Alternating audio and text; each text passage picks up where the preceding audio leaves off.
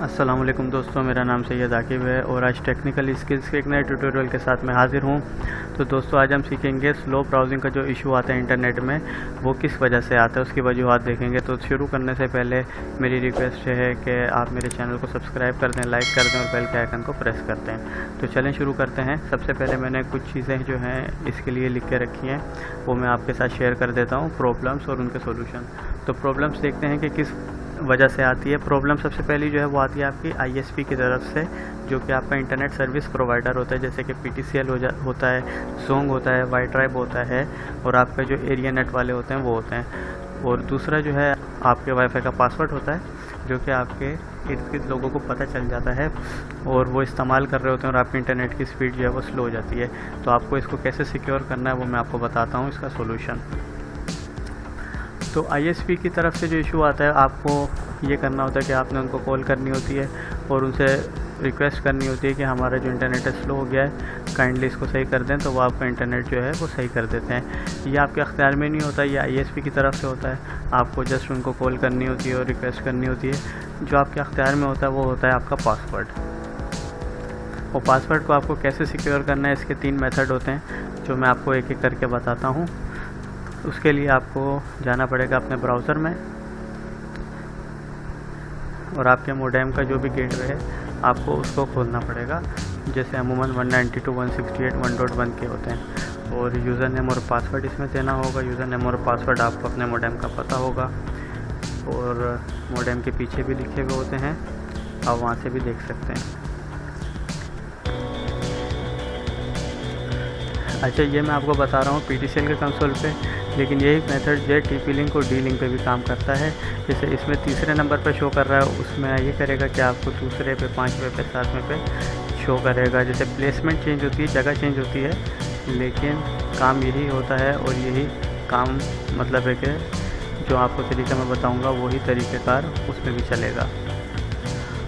चलें शुरू करते हैं इसको। इसके अंदर मैं आता हूँ सबसे पहले वायरलेस में, पहले मेथड की तरफ।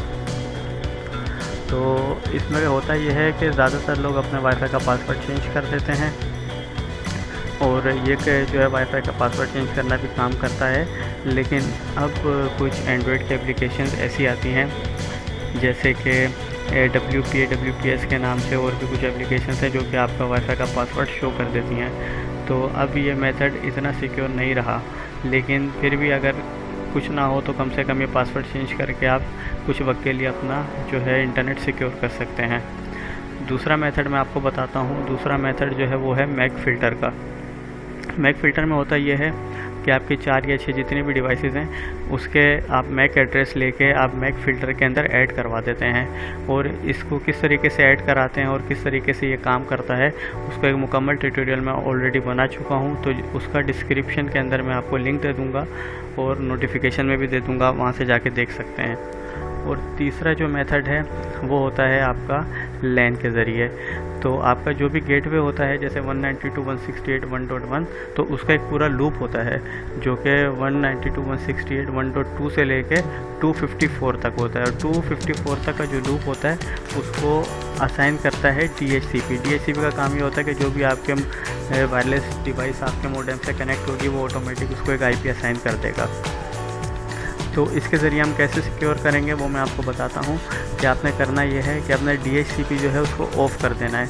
अब ऑफ़ करने से होगा ये कि आपका पासवर्ड अगर किसी को पता भी होगा तो वो पासवर्ड अपने मोबाइल में, टैबलेट में डालेगा तो वो उसको कनेक्ट नहीं करेगा। तो उसको वो कनेक्ट इस वजह से नहीं करेगा कि DHCP ऑफ होगा और DHCP उसको ऑटोमेटिक IP असाइन नहीं कर रहा होगा। तो और जब आपको अपने किसी मोबाइल के अंदर या टैबलेट के अंदर आपको उस इंटरनेट चलाना होगा तो आप किस तरीके से उसको IP असाइन करेंगे वो मैं तरीका आपको बता देता हूँ। जैसे ये मोबाइल की स्क्रीन आपके सामने है, आपको आना होगा मोबाइल की सेटिंग में। मोबाइल की सेटिंग में आएंगे। मोबाइल की सेटिंग में आने के बाद आप वाईफाई में आएंगे।